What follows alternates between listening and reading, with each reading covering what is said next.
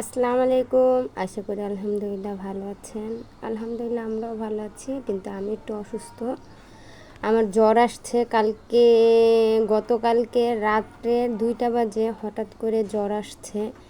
সাথে আমার ছোট ছেলেটারও শরীর গরম গরম সকাল থেকে দেখি।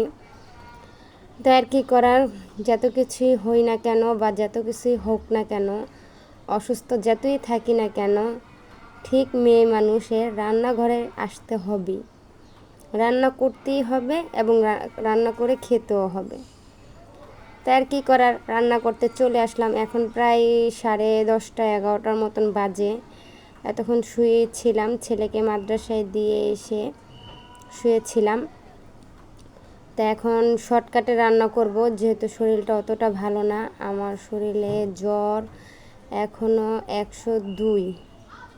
তার কি করার, কিছু করার নাই, অসুস্থ শরীর নিয়ে রান্না করতে হবে। তো শর্টকাটে রান্না করব, কিছু করার নাই। তো এই যেখানে একটু জিরার ফাঁকিও দিয়ে দিলাম। আর আপনারা দেখলেন আমি পেঁয়াজটা তেলে ভেজে আর একটু হলুদ মাখিয়ে রেখে দিয়েছিলাম ইচ্ছা মাছগুলো, আর একটু পেঁয়াজও হলুদ দিয়ে দিয়েছিলাম। তো এটা একটু ভালো করে ভেজে মাছগুলো দিয়ে একটু জিরা ফাঁকি দিয়ে আমি নামিয়ে নিলাম। এটা ভুনাও না, আবার একটু ভুনার মতনই। তাই এইভাবে করে খেতে খুবই মজা লাগে, আমার বাচ্চারাও পছন্দ করে, এই জন্যই আমি এইভাবে রান্না করলাম শর্টকাটে। আর এখানে পেঁয়াজ ভেজে নিলাম। আজকে ফুলকপি দিয়ে ভর্তা বানাবো। এর আগের একটা ভিডিওতে দেখেছেন অবশ্যই আপনারা। তো আজকে ফ্রোজেন করা ফুলকপি সেটা দিয়ে বানাবো। তাই আমি এখানে একটু তেল দিয়ে আর একটু হলুদ আর লবণ দিয়ে আমি এটা ভালো করে ভেজে নিচ্ছি। একটু ভেঙেও নেব, যেহেতু ফ্রোজেন করা ছিল।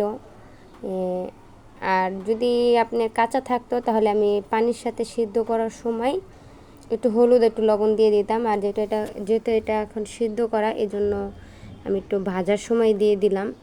তো আলু চাকচাক করে ভাজতাম হইলে, কিন্তু ওর সময় নাই, এর জন্য যেমন কুচি কুচি করে কেটে আর সাথে কয়েকটা মরিচ দিয়ে ভেজে নিচ্ছি। ভাজা শেষ। এখন আমার বোন বাহিরে গেছিলো, ও নাস্তা নিয়ে আসছে সিঙ্গারা। ঘরে কিন্তু সিঙ্গারা আছে, তারপরও ভেজে খাওয়ার আলসামিতে বাইরে থেকে আনা হলো, খাওয়া হবে সেটাই। তো এখানে বসে যে খাচ্ছি।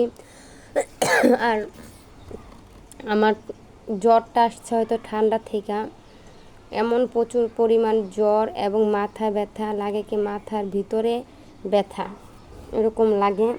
তো অনেকটাই অসুস্থ। তো এই যে ভর্তাটা বানিয়ে নিচ্ছি, বানিয়ে তো ভাত আগেই রান্না করা আছে এবং ভর্তা বানালাম আর ইচা মাছ রান্না করলাম। তো এইগুলো দিয়ে আজকে খাওয়া দাওয়া করব। আর গতকালকের আম ডাল আছে, সেটা দিয়েই। ভিডিওটা যদি ভালো লেগে থাকে অবশ্যই